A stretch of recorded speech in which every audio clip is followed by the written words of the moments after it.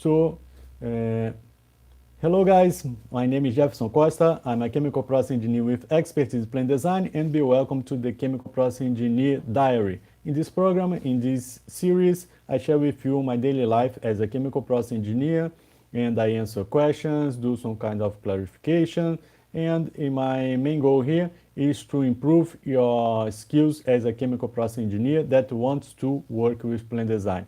Eventually, I know some subjects from other areas like operations, more like operations. I am not familiar with research and development.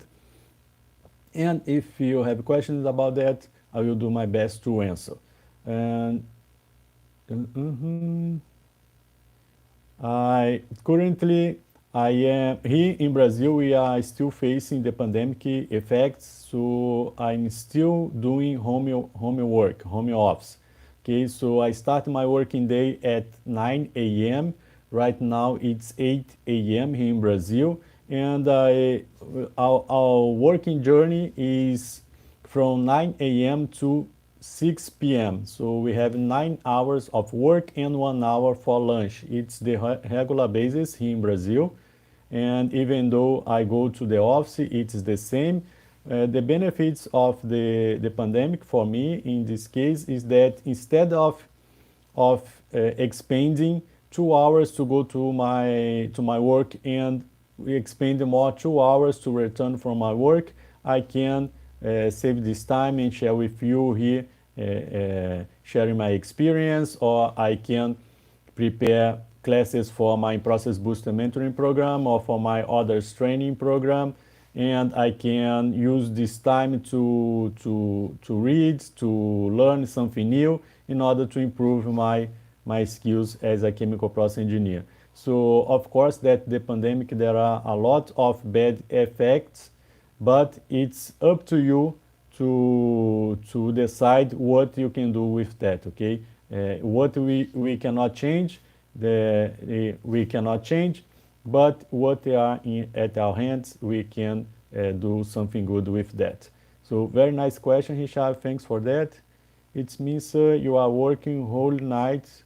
Well, all people sleep, you work, very hard work. So, no, no, Richard, here in Brazil currently is 8 a.m. So here the difference from India to Brazil, it's 80 and 30 minutes differences. So you are in the future for me. You are it's night, right, in your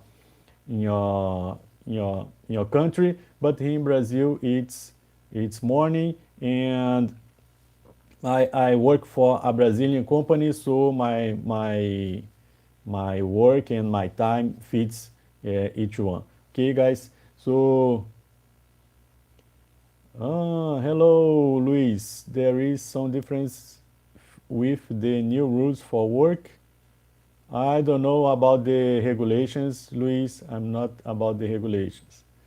So, guys, I have three main subjects to share with you here before I start my working day. And as I told you, I will start my working day at 9 a.m. here in Brazil. And the first subject that I would like to share with you is my routine as a chemical process engineer.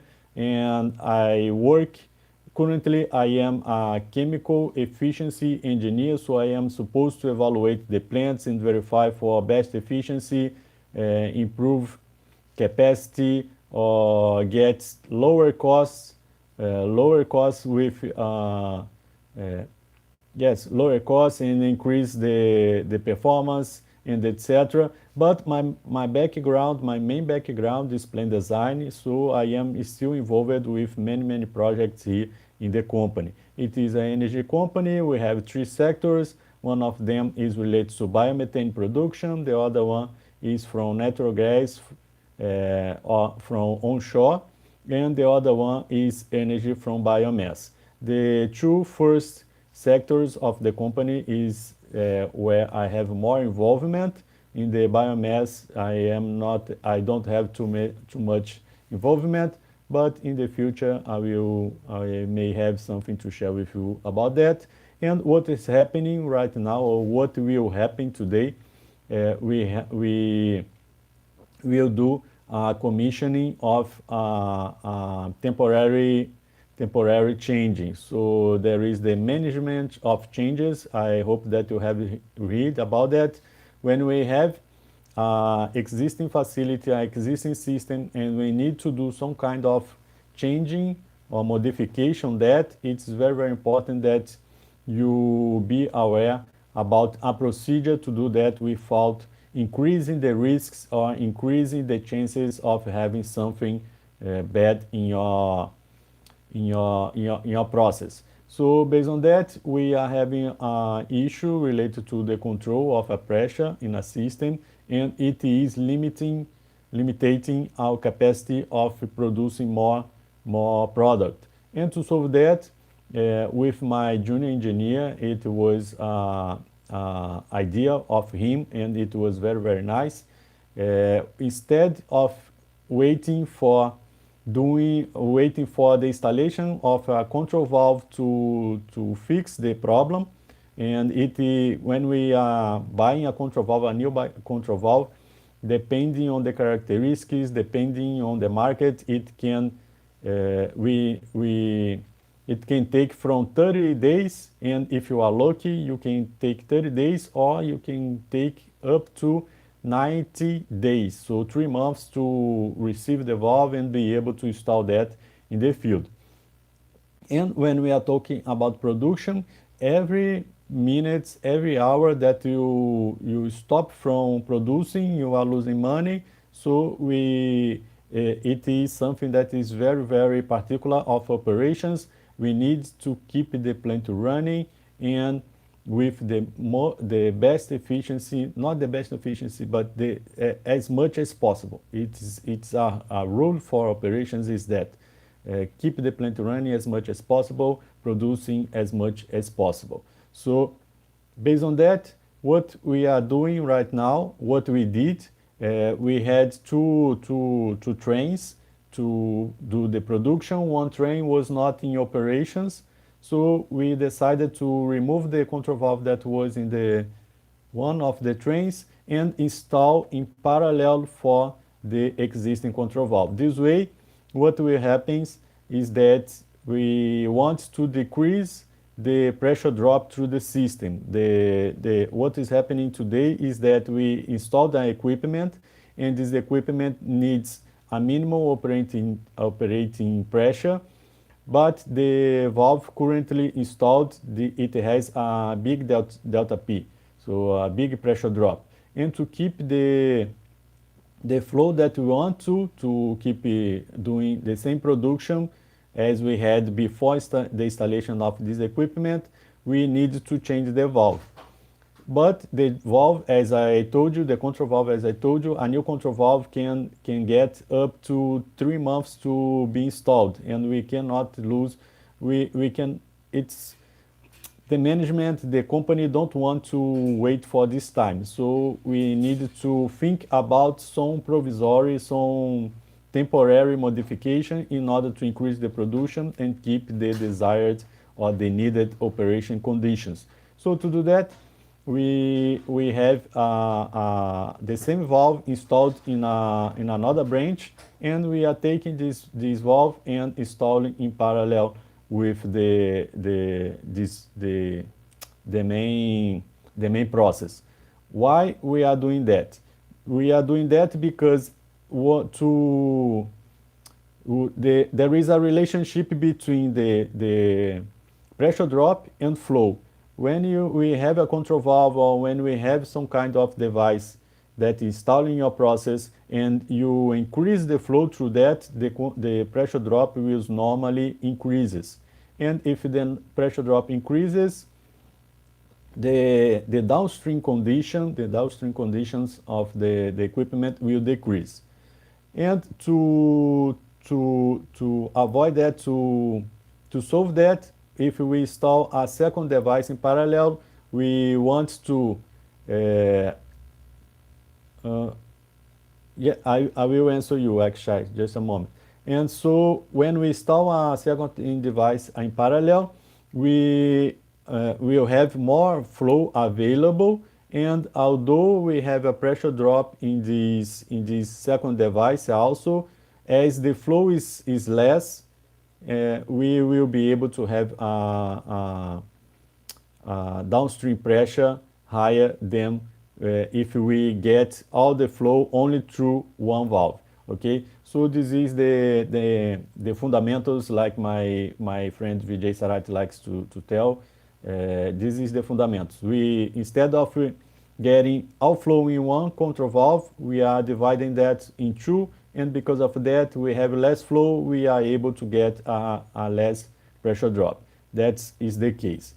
And the first part of this project was to estimate the flow that we will get after the modification. That is very, very important, because the modification deals with cost. Of course, that is not for free to install another valve in parallel with the existing one. We need to hire, to contract a third-party company to do the mechanical installation. We need to, when we are removing one valve from a point to another, we need to redo the electrical cables for this control valve.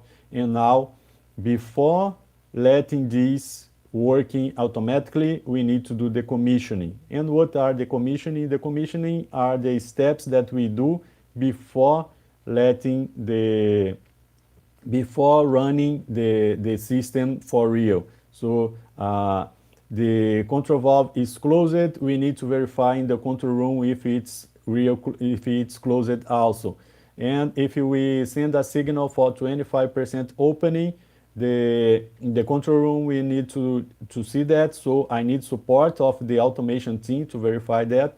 And we need to verify in the field also if the 25% in the control room represents 25% opening in the field. So this is the kind of things that we do in commissioning. And I am talking about control valves.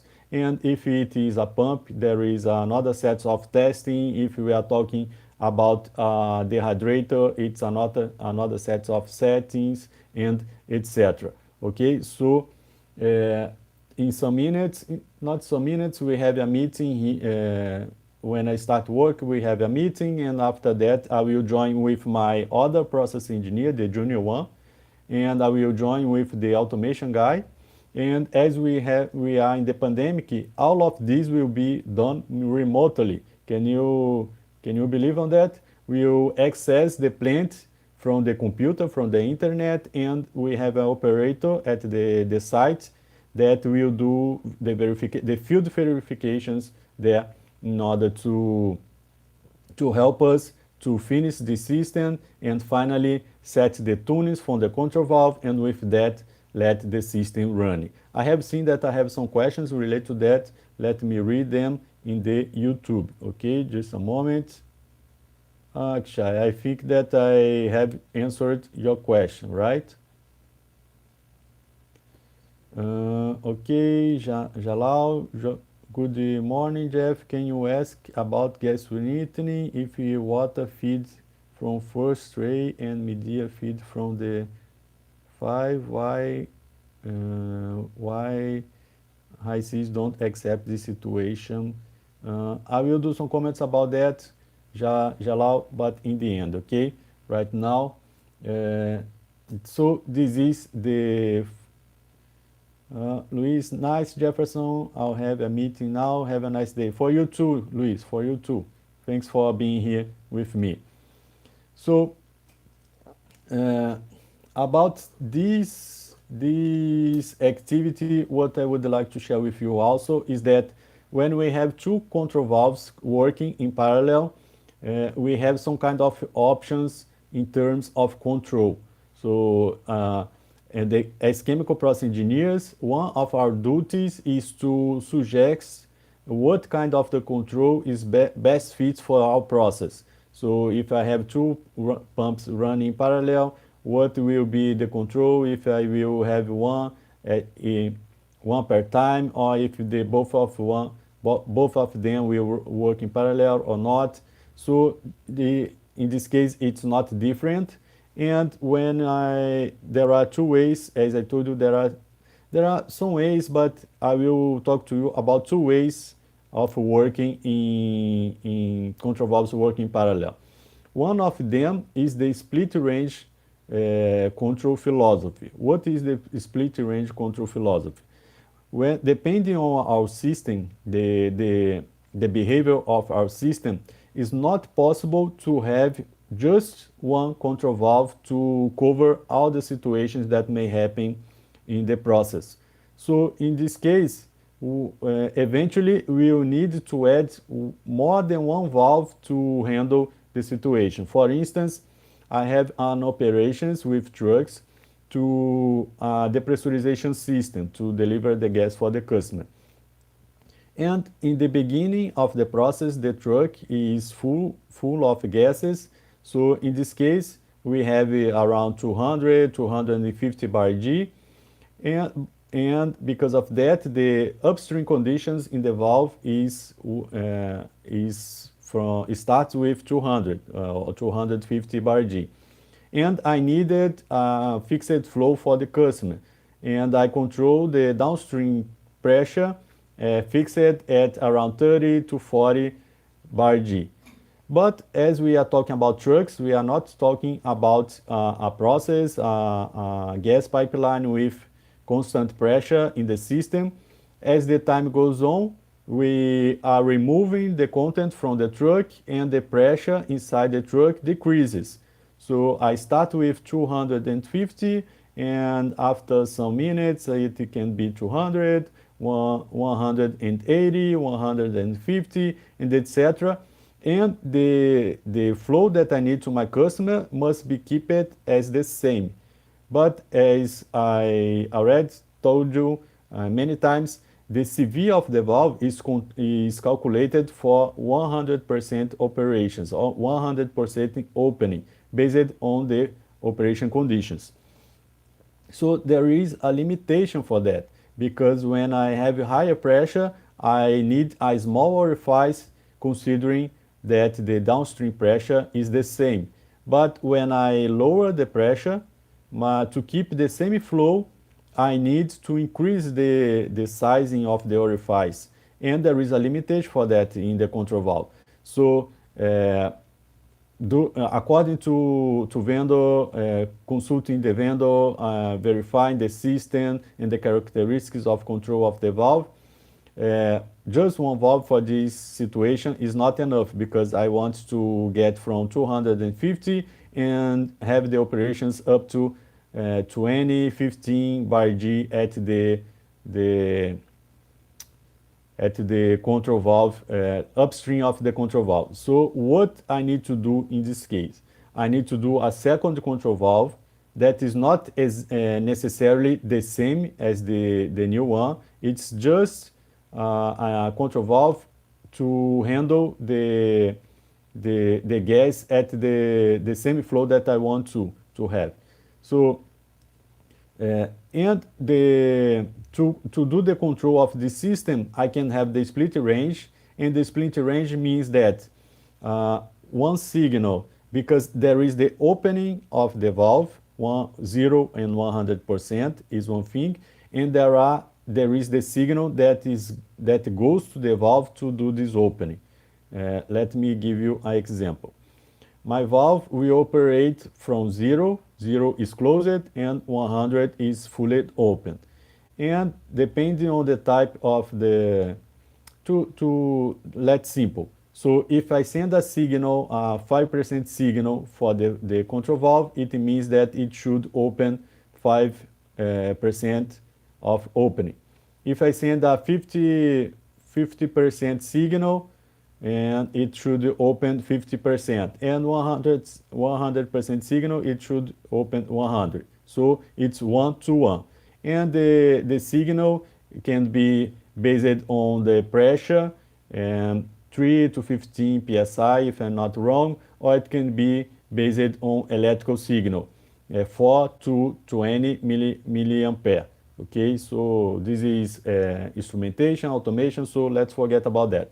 In summary, if I send a 50% signal to the control valve, it must open 50%. But when we talk about split range, the signal of the controller is the same, is 0 for 100%. But now I have two control valves in parallel, it means that if I send a signal of 20, I I will split the openings in the valve. So if I send, it means that from there are many ways to do that, but I will set with my automation guide that if I send 0 up to 50%, I will do the control only of the first control valve. So for each signal that I send to the control valve, it will be the double of the opening. So now if I send 1%, my control valve will open to 2%.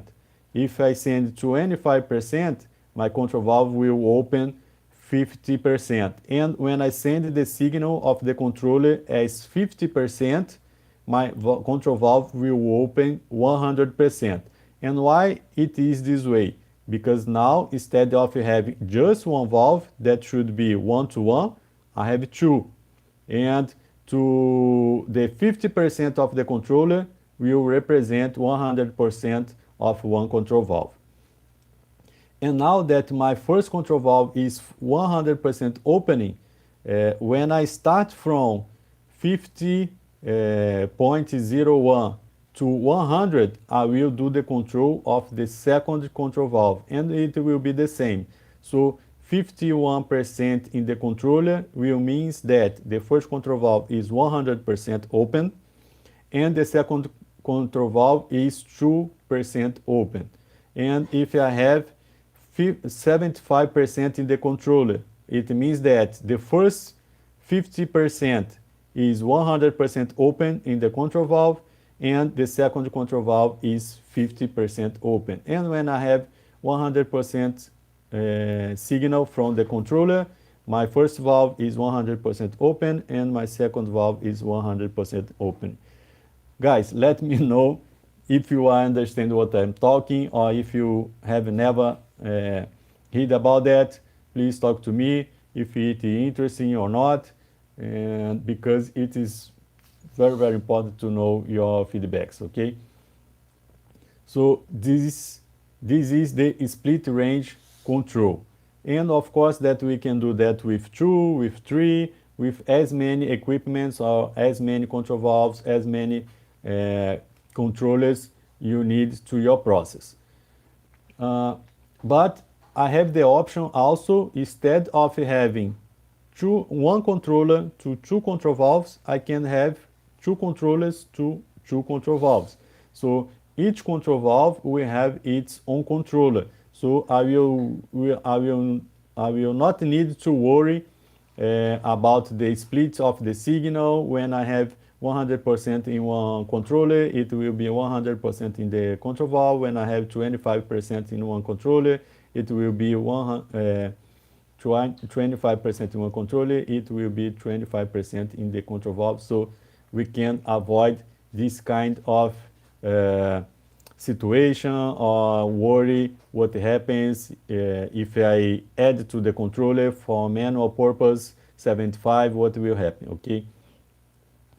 And the decision to do that will depend on the case that what you are doing, right? Because if I know that all the time that I doing the operation to use the second valve, I need the first one fully open, I can use the split range condition. But in this case, what I want to is to limit it, to have a limit to the first control valve, because I know that this one is not possible to handle all the fluid, all the flow, keeping the pressure drop that I want to. So I have a controller set, for instance, in 12 bar, and the first control valve will operate, and that's why we need the commissioning to verify, to make sure that it's the response of the valve. It should operate around 25%, and if the valve opens more than that, I will not be able to keep the pressure of the system because of the pressure drop in the control valve. And the second one, now we'll do tests to verify what is the opening range to let the pressure fluctuating around 12 bar also. And it is a tough condition because it's first it's a temporary, second one controller can fight against the other one, but we are chemical engineers and we are in the company to solve problems. So I am pretty sure that we'll be able to do that. We have some resources. I can add the limiters. So I can add limits, high limits for the control valve opening. In some cases, I already added low limits for control valve closing and etc. So this is the kind of activities that we do as chemical process engineers. Okay, guys? So I would like to share that with you. Let me see here about the questions that I have in the YouTube. So here Jalal asked about water feed in gas sweetening from the first tray and the media. So I don't have your process simulation, Jalal, but what I can tell you that the sweetening process is not designed for receiving free liquid. It is designed for removing. If we are talking about dehydration, it is designed to remove the water saturated in the stream, and it is not different in the sweetening when we want to remove the CO2 or we want to remove the H2S. We usually we always have knockout drum upstream of the absorber column because we want to remove the free water that can come with the gas stream. Okay, so that can be the issue that you're having in your process simulation. I don't know the details and I am not able to verify this in a live session, so that's why I have a mentoring program to clarify all questions, specific, very specific questions with my students. Okay, but verify if you are able to remove free water if you have any in your process simulation, and verify if the Aspen high Cs will convert based on that. So I have another question here. If I have a total flow of steam, what should be the capacity of each valve if I use a split range controller? Boris, if you want to know the capacity of a control valve, there are two ways to do that. You can use the process simulation to calculate the CV. You can use spreadsheets to calculate the CV. But what I recommend to my students is to use the vendor's software. So in many cases, I use the Samsung software for doing that, but there are also others like the Emerson Fisher software. There are Myzolian, and there are many available. They usually are free for download and use. Eventually, they will ask you for a company email. But if you already work in a company, it's easy to get. And if you don't work in a company, eventually you will need to find a vendor that offers that for free with another kind of email. Okay, so thanks for your question, but there is no easy question. Okay. Okay, guys. So another subject that I would like to talk to you is about using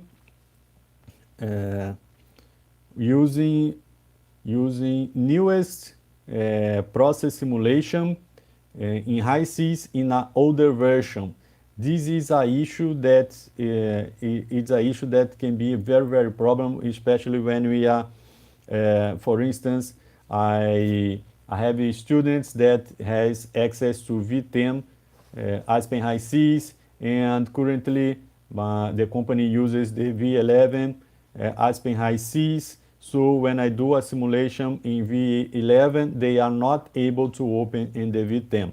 But there is a way that let you open a new version of the Aspen High Seas in a older version of the Aspen High Seas. And to do that, you need to get your newest version and save as the format XML format. If you do that, you are able to open process simulation, V10, V12 process simulation in Aspen High Seas, in a V10, in a V8, V9 version of the Aspen High Seas. I'm not sure if you are aware of that. It's not information that is very, very clear that we find in the internet, but the procedure is get your newest version of the Aspen High Seas. You save that as XML format. So you will have a file, send it to the person that you want to share your process simulation.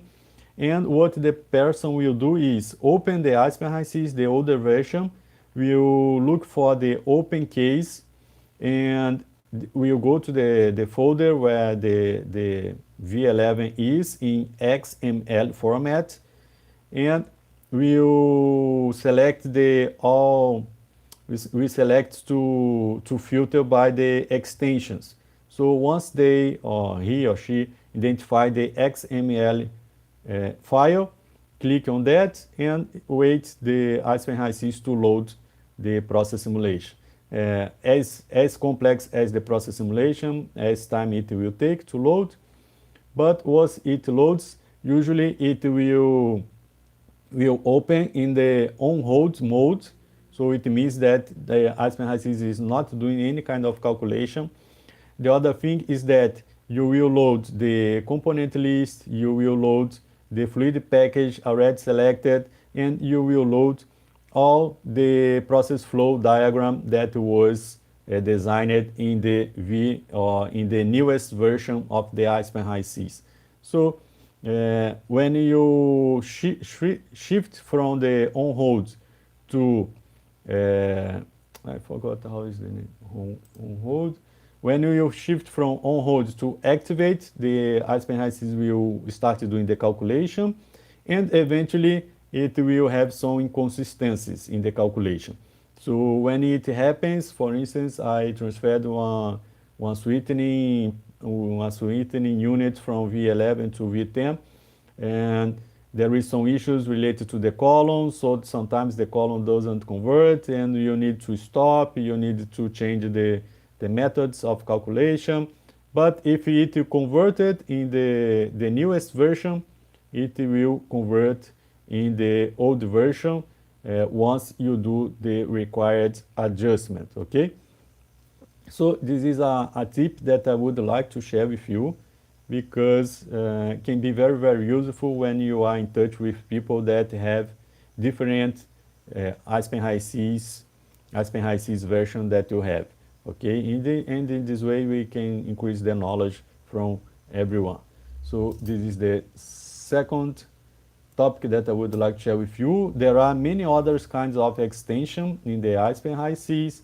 You can use the template format, you can extract only the components and etc. But eventually I will talk about that in the future. And another, the last subject that I would like to share with you here. Yesterday I have some talk with one of the members of my training program, and he was very stressed about the pandemic conditions, and that is something, it's depends from people to people, right? My wife also gets very stressed because she likes to go outside, she likes to go to dinner and etc. outside, and for her, being at the home all the time is tough, very, very tough. And there are people like me that I don't mind about that. If I have an internet connection, 4G or 5G internet connection in my home, it's have a tsunami out there. I don't worry about. So what's the point here? The point here is that you should focus on what you can solve. What you cannot solve, forget about that. There are a lot of time that I don't see the news in the TV because usually we have only bad news in the TV, murder, crimes, and crises, and etc. So I don't worry about that. I prefer don't know because instead of watching about it, I am reading papers, I am doing live sessions for you, I am organizing or planning classes for the members of my training program. And this is the things that I have control, and these are things that can lead me for a better future, to have to give for my family better conditions. If the price is high, is low, of course that it will affect me in some ways, but I don't worry too much about that. And here we have an issue about the vaccine. Many people is getting vaccinated, and if we have more vaccine, less vaccine, it's not something that I can solve. So because of that, I don't worry about that. And it is something that I recommend my students to have the same point of view, okay, or think about this way. And when you go to a job interview, do your best, think about doing your best, and don't worry if you were not selected or not. I know that is not easy, okay, I know that is not easy, but if you feel with you that you did your best, you are in the right way, okay? Because the decision about who will get the position is not yours; it's from the interviewer. What you can do is uh, expose your thoughts for him or for her in order that they get a good impression of you. And that leads to another thing, and it is very, very important for us chemical process engineers and engineers in general. We don't like to expose ourselves. I always was a very shy people, very shy person, sorry. And I am not, it's not easy for me to talk to the public in the beginning. If you go to my YouTube channel, you will see if I am bad today in conversation, in 1 year later, 1 year ago, I was much worse than I am today. So what I'm doing to improve to get familiar with exposing myself to the public, to talking to people, is doing live sessions, and I am not worried with people thinks about that. I have received in these 20 months, in these 18 months, some people talking to me that my English is very, very poor, that I should talk only in Portuguese, and the truth is they don't they don't pay my bills, so I'm not worried about that, okay? So what I am interested, the only thing that I am not worried, but I try to do my best is not share wrong information with you. Is the just thing that you should care about. If you are considering writing something to the LinkedIn or a blog or do a short live session, the only thing that matters is that you don't share wrong information. And but if people will like or not, don't worry about that, okay? Once you don't offend anyone, you are only sharing your expertise, you are not judging anyone.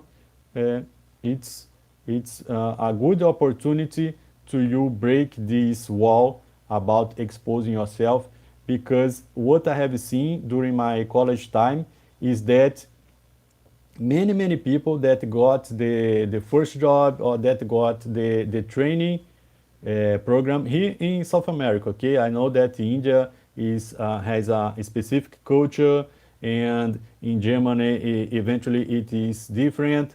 But in all cases here in South America, especially in South America, who speaks better, who has a better oratory, the chances to get a job is increases a lot. The person sometimes is not so good technically, but as he or she are able to do some kind of connections with the interviewer, the chances to get the job, the gains to get the trainee increases a lot. And why it increases a lot? It increases because when I want to hire someone, I want to hire a person. I hire a person. I don't hire a computer. If I need a person only to do calculation, probably in few years this person will be substituted by a computer. So think about that. It's important to know the fundamentals. It's important to understand the calculations, but it's important, very important to build empathy, to build a rapport with people, because it's people that hire you to a job. Although we start the candidate when a position is open, usually the first filter is by machines. So you need to know what kind of words add to your curriculum vitae to let the machine choose you. But 100% of the employees are hired by a person, because there is an interview and sometimes many interviews during the process, right? And if you understand how to build connection with people, I guarantee you that your chances of get a job will increase a lot. And once you are already in the job, if you are able to build connections with people, I'm not talking about being the best friend of everyone, but being respect. Oh, sorry. Remember that the Portuguese is my mother language. Okay, if you can be respectful with people. Sorry if I said that wrong. If you have a respect with people, they will remind you about that. Okay, they will remind you about that. And let me give you some example. I am changing a little bit about the chemical process engineering in plan design subjects. Okay, guys, but I think that many people don't think about it. Thinks that only calculations will solve your career, and that's not the case. I receive many comments in my YouTube, and in my YouTube is more YouTube. It happens more in LinkedIn, not so much. But for instance, I did a post about plan design, and I was in my job.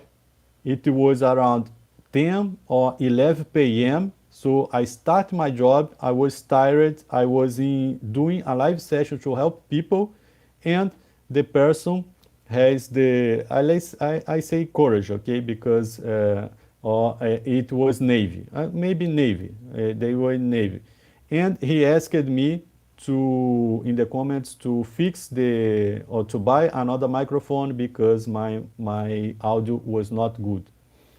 And when you do a comment in the internet, you need to understand what is your purpose of that comment. Okay, there is a quote here in Brazil, is that if you want to criticize, do that in particular. If you want to reward, do that in the public. And why I talking saying this? Because imagine now that I am in a process selecting some new students, some engineering students, and I see that this person is in is one of the candidates. You be sincere with yourself. If you find someone that criticizes you in the public, do you will have a good point of view about this person, or I have 10, I have 15 candidates, why I will keep this person in the process if I have a lot of other ones to choose. Okay, so this is the magic, and this is the nightmare of the social media. You are free to tell people what you think, but you need to understand that what you say to people has consequences. If you are not able to help someone to to improve someone's work, my recommendation is don't say anything. Okay, it's only my personal point of view. Okay, you are free to do as you wish, and you are free to not agree with persons in the internet, but in my point of view, to in the mid to the long term, you will not get anything good from that. Okay, uh, uh, uh, there are some subjects that is very delicate, right? Religion and soccer in Brazil is very delicate. Politics is very delicate. Sometimes people has strong opinions about that, so don't uh, fall in the trap of getting involved with that, because you don't need that. It will not help you. If it will not help you, at least do something that will not let your life more difficult. Okay, so this is something that I would like to share with you. In the future I may return with more about these kind of devices, but as a mentor, and I like to see me like this. If you watching me up to this point, I'm pretty sure that you get some great insights here, and it's up to you to implement them. Okay, so it's about 10 minutes to start my working day here. So guys, thanks a lot for being with me here. To finish, I will just read some comments here that I receiving in YouTube. So I have here a comment for Mayuri. Thank you so much for this, Mr. Jeff. Your words on coping with the pandemic, etc., is exactly what I had to hear. Thanks, guys. Thanks a lot. So this is it. I hope you like it, and I'll see you soon in the next video. Bye bye.